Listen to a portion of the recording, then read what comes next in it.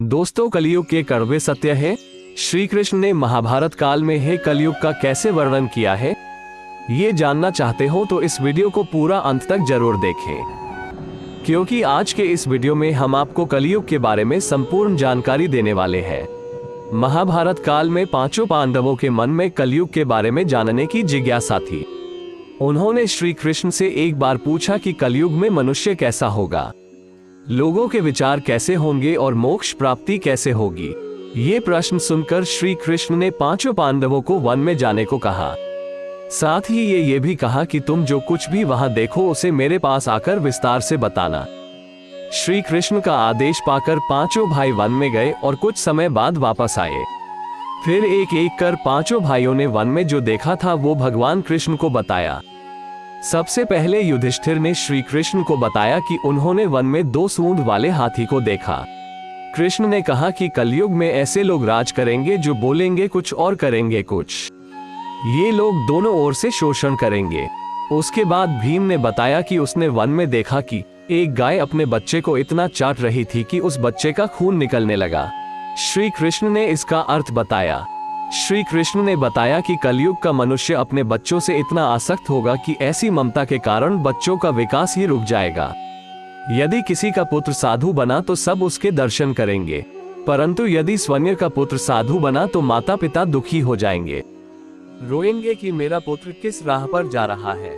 कलयुग में लोग बच्चों की मोहमाया और परिवार में ही बांध कर रखेंगे। इस तरह उसका जीवन वही नष्ट हो जाएगा। फिर कृष्ण ने कहा कि तुम्हारे पुत्र तुम्हारे नहीं बल्कि तुम्हारी पत्नियों की अमानत है, और पुत्रियां तुम्हारी अमानत है। ये शरीर मृत्यु की अमानत है और परमात्मा की अमानत है। इसी तरह भीमसेन के बाद अर्जुन ने बताया कि उसने एक पक्षी को देखा जिसकी पंख पर वेद की ऋचाएं लिखी हुई थी, परंतु वो एक मनुष्य का मांस खा रहा था। ये देखकर मैं हैरान हो गया। श्री कृष्ण ने बताया कि कलयुग में ऐसे लोग होंगे जिन्हें विद्वान कहा जाएगा, किंतु उसके मन में यही होगा कि किसकी जल्दी मृत्यु हो जिससे उसकी संपत्ति को अपना लिया जाए। ऐसे लोग बहुत होंगे जो दूसरे के धन को छीनने को आतुर होंगे। वास्तविक संत तो कोई कोई ही होगा। अर्जुन के बाद फिर नकुल ने श्री कृष्ण को वन के बारे में बताया।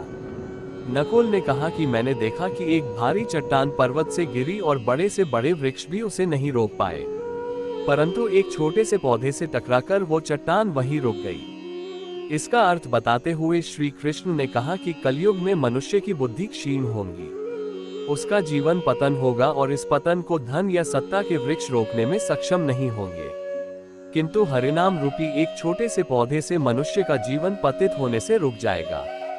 हरि कीर्तन से मनुष्य की बुद्धि प्रबल होगी। अपने चारों भाइयों की तरह सहदेव ने भी भगवान कृष्ण से वन की बात बताई। सहदेव ने बताया कि उसने वन में अनेकों कुएं देखे, जिनमें से केवल बीच का कुआं खाली था जो कि सबसे गहरा था। कृष्ण ने सहदेव को इसका अर्थ बताते हुए कहा कि कलयुग में धनी व्यक्ति अपने शौक के लिए पुत्री विवाह में, उत्सवों में, बहुतायत में धन खर्च करेंगे, परंतु यदि किसी भूखे को देखेंगे तो उसकी सहायता करने में किसी की कोई रुचि नहीं होगी। इंद्रियों की संतुष्टि, मदिरापान, मांस भक्षण और व्यसन में धन खर्च किया जाएगा। जो लोग ऐसी आदतों से दूर होंगे उन पर कलयुग का नहीं बल्कि परमात्मा का प्रभाव होगा। दोस्तों, ये है कलयुग के 5 कड़वे सत्य। यदि आपको यह वीडियो अच्छा लगा है तो like, subscribe, share and comment कीजिए।